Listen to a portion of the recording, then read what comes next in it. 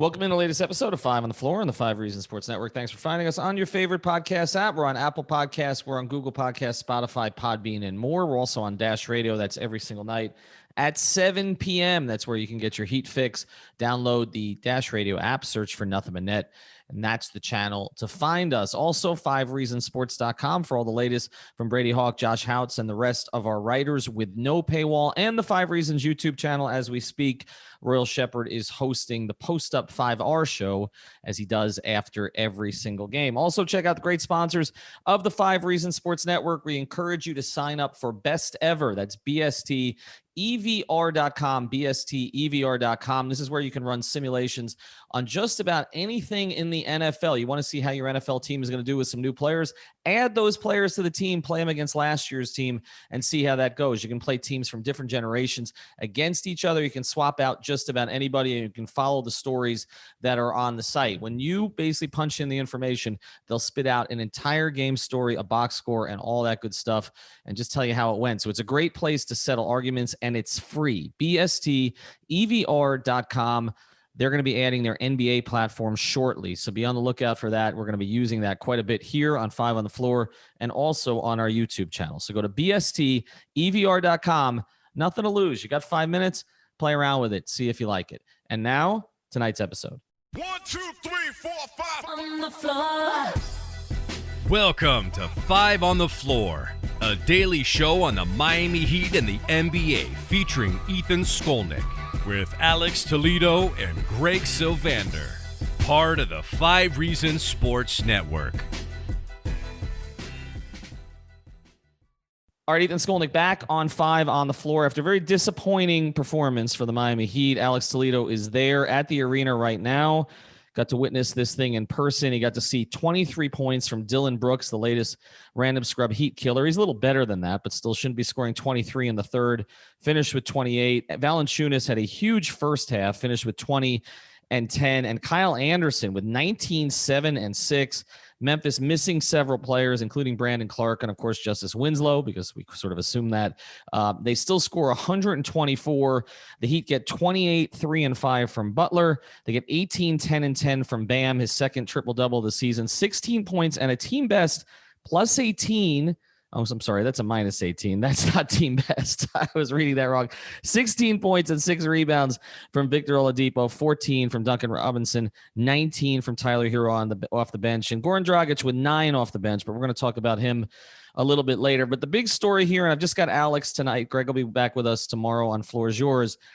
The big story tonight, Alex, is, and I saw our guy Nekias Duncan tweeted this out, you know, the Heat kind of forced the Grizzlies to take a ton of corner threes, which is not typically the strategy in the modern NBA, to get teams to take the shortest, easiest three-point shot. But Memphis is not a great three-point shooting team, but it backfired big time tonight. Memphis ended up 17 of 41 from three. So they pick up 51 points on 3 balls alone, shooting 42% from three, 55% overall. Eric Spoelstra addressed it after the game, but what did you think of the strategy? So the strategy, I mean, there's nothing new with it. Like we've been talking about it. They continued either blitzing and trapping or just straight up switching Bam onto Ja, which is more of the case tonight. And when you do that, like Bam is an awesome perimeter defender. Like I talked about in another podcast, he's a cheat code because you can take out guys. Like you can do all types of different defensive coverages if you want to take out specific guys. And look, I think this was a bet on trying to take Ja out of his rhythm. And I guess they did a good job at that because everybody else was scoring except Ja. And what happens was, I just think they did a poor job of executing the actual system tonight. Like they had to send help at Jonas Valanciunas every single time he got a mismatch because that guy is just a giant. And the corner threes were coming over and over and over again. I think guys were getting beat off the dribble a lot. And I think we might have jinxed it with that last episode we did on the defense because like they had just been executing, different complex coverages so well, and like the rotations were so crisp. And tonight was the complete opposite. Like it was just over and over and over. And not only did the Grizzlies kill it from the three, they also killed it inside. So it was like pick your poison. That was the whole thing tonight. And like I like that you mentioned Nekias' tweet because that was really just kind of the summary of the game where he said in his tweet, the Grizzlies 95% of the time are playing against a drop and taking kind of contested floaters and shots that they don't really want to take. Whereas tonight they were able to kind of find open looks over and over again.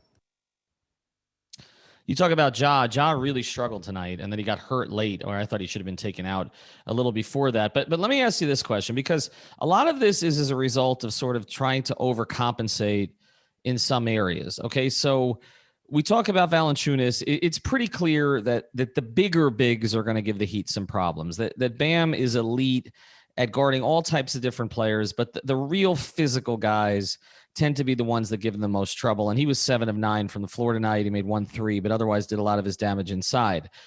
Okay, but the other thing that has been a consistent problem for the Heat has been the point guards, and particularly breaking down the defense. But that's one of the reasons that you got Oladipo. And Ja ended up tonight. I mean, I'm just looking at the numbers. He was 3 of 8 from the floor. I mean, I picked him in Prize Picks, which is probably why this happened.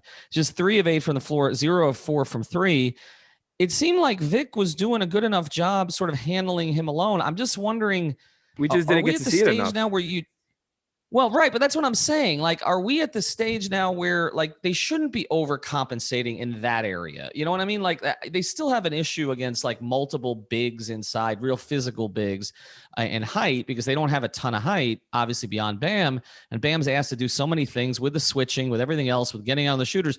But like, I feel like there's too much compensation going on at the, to make up for the point of attack, when the point of attack really shouldn't be as big an issue right now. Well, I don't think it's just about the point of attack, but it is a good point though, because like you said, Oladipo is here, and I think now would be just a good time to see him get these defensive reps on really good point guards. And I think the times that he did cover Ja, he did a pretty good job in general of just kind of following along with him, sticking in front of him.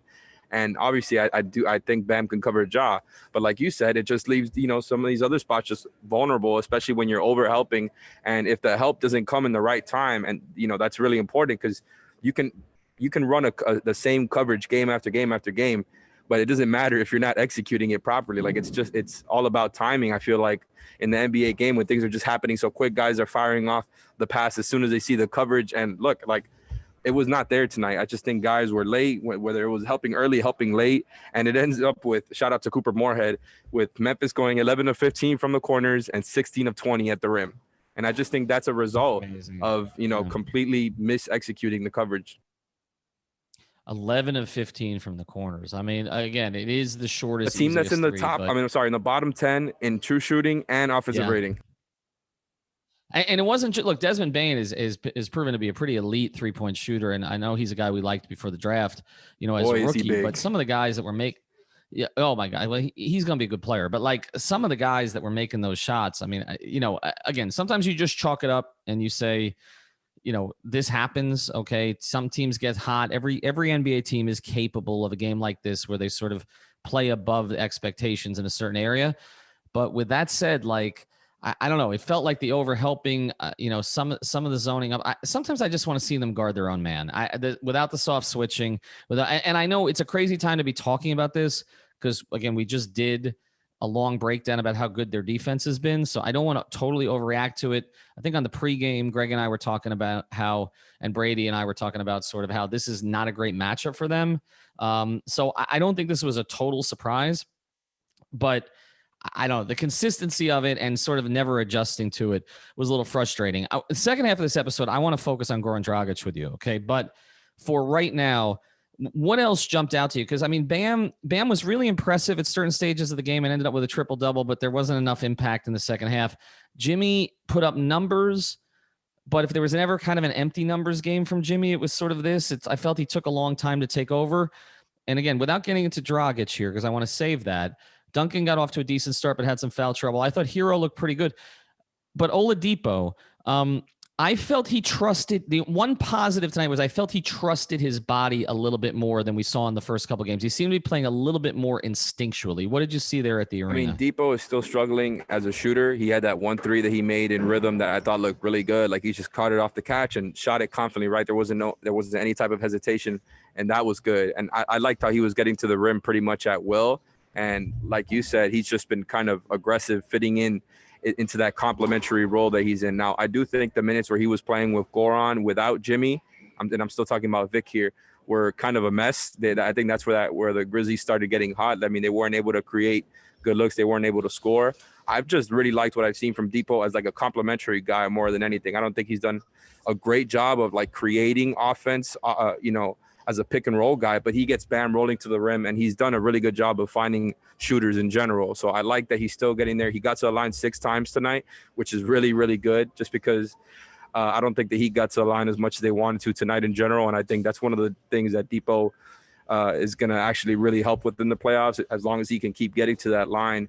I mean, I thought Bam played a great game offensively, but the whole team was just it felt like they were out of sync, especially like kind of like midway through the second quarter when that run first started.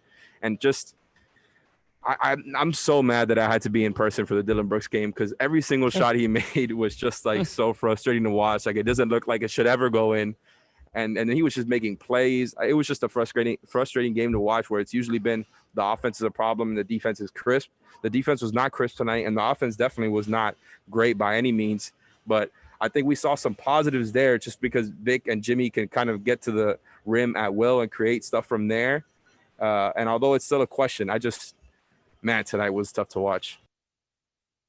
Yeah, I mean, you can always tell when it's tough to watch for Spoelstra, because those are the only games he ever picks up technicals. And he late in the game, he was frustrated with something that happened with Valanciunas. And the media, his media session ended so quick. I don't know if it's ever ended that quick before. Yeah, well, it has, but I mean, yeah, on nights like this, it might. I feel like he just wanted to get the hell out of there tonight, because they didn't. Yeah, they just didn't execute what he wanted to do, and I think at a certain point, I mean, they got the game down, and we're going to talk about Dragic in a second, but they got the game down to 3. I think on a Dragic 3, and it just went, and in part because of that Oladipo foul, which, with a flagrant one, which led to a 5 or 6 point possession, and they just couldn't get back up. And essentially that's what happened tonight. All right, I want to talk about Goran a little bit, because we haven't focused on him much. I want to devote 5 minutes to him after the break. Before we do, though, I want to tell you about our friends over at Seltzer Mayberg. We tell you about them all the time, because they'll take care of your traffic tickets. You got to slip and fall, personal injury, any of that stuff. They're the best. They're there in North Miami, just south of the Golden Glades off I-95. Beautiful offices down there. They can help you 24/7 at onecalllegal.com. That's ONE calllegal.com. But also they do real estate law, and they can also handle your refinance. So if you want to get the low price of $295, reach out to them at Seltzer Mayberg, or give them a call at 305-444-1565. That's 305-444-1565. Mention 5 reasons. You'll get that $295 closing fee on all purchases and refinances. Again, that's 305-444-1565. Make sure you have an attorney-owned title company handle your contract and closing. Makes it much easier for you. They can also handle all of your other legal needs. You get a divorce, car accident, slip and fall, immigration. They can do it for you at Seltzer Mayberg. Everything's in-house, and they're ready to help you with it, whatever you may need an attorney for. So again, One Call Legal, ONE calllegal.com. Let's get to Goran Dragic. He is one of our favorites, obviously. I think for all Heat fans, all Heat observers, everybody loves Goran. Everybody respects Goran in terms of the way he's come back from that injury last year. But we talked about it even after that 20-point fourth quarter he had. He's just not getting to the rim anymore. He's not getting past anybody. Defensively, he competes, but he seems to be even a step slower. Even tonight he had the 3 threes, so the numbers looked okay. But again, everything is, step backs. There's nothing sort of going to the basket anymore. Kendrick Nunn didn't play again. When do we get to the point, Alex, where it makes sense to play Nunn or Vincent more and Dragic less? I've been told he's not going to play both sets of back-to-backs or both ends of back-to-backs and all that already. But does it make sense to have more of a shutdown of him so that he gets to the playoffs, and you just hope he's a little more explosive than he is now? Definitely makes sense. And, we've kind of hinted it throughout other pods this season. And now they really have the depth and, picking up another off the dribble playmaker in Victor Oladipo to kind of take the stress off of him. And because it really felt like they could not be without him before. Right. And, not saying they still can't use his offense, but you're right. Like, he just doesn't have that same burst that he had last year in the bubble, where he just looked really spry and healthy. And like, I still like him as a guy who can operate in the pick and roll. He's still good at that. That was their bread and butter. That was one of their three, like kind of pet plays in the bubble that got them to the finals, was that Goran Dragic bam pick and roll. And I still think it's effective, but I just don't think it's at that level that it was last year, where it was like, well, it's tough to stop, especially when you got your shooters, hitting at such high rates. I don't think Goran, even with a screen, gets to the rim like he used to. And again, off the screen, which is kind of problematic, because that's the whole point of it. Like, even Tyler gets to the rim off a screen. And also, Goran isn't hitting that jumper at the same rate he was last season. So I just think he's had kind of an overall decline. I think it does make sense to sit him out some games and play Kendrick. Obviously, you know how I feel about Kendrick. I'm not exactly super high on him, but I just think it makes sense, because I think you have enough guys who can set up for him and just kind of make it work. Because I think, like, if you really want this team to get far in the playoffs, Goran needs to be feeling 100% or as close to that. And he doesn't look like it right now. Yeah, he doesn't look like it at all. I mean, I think we know what a spry Goran Dragic looks like. And I don't know whether, I don't know, it's just a product of age at this point. I think it may just be more of a product of one of these things we may hear about after the season, which is that maybe he came back a little too soon. There was a lot of burden put on his body during the playoffs last year before he had the injury. And then the short turnaround. Short turnaround. We thought it was going to be at the very least, several weeks before he'd even be working out again. It was much quicker than that. They didn't have a full training camp. And then he hasn't really been able to get his rhythm. So we thought maybe he could get his legs with some of the time that he missed, but it just hasn't happened. I don't want to count him out, because, I mean, he's a tough SOB, man. And I do, I think everybody's rooting for him. But I've seen this story before, and he's already kind of changed his game a little bit to become more of a three-point shooter. So that transition was happening, but he also had the threat of being able to get to the basket, and he was an elite finisher at one point. I'm going to look at the numbers tomorrow, Alex, but I don't think the drive numbers are there. I don't think it's just because of who he's playing with. It just doesn't seem like he's getting past anybody anymore. And that's a little distressing. He can't turn the corner. Free agent. Yeah, he can't turn the corner. Exactly. All right. Check out our sponsors again. Seltzer Mayberg, onecalllegal.com, best ever, BSTEVR.com. Thanks to Alex. Greg will be back with us tomorrow. We'll do a floor is yours as well. Play Prize Picks. Use the code 5. Don't take John Morant. I took John Morant tonight. I also took Trae Young. That worked out better. Welcome, Dwayne Dedman, by the way. Oh, welcome, Dwayne. Yeah, we talked about it on the pregame. We'll get into it tomorrow.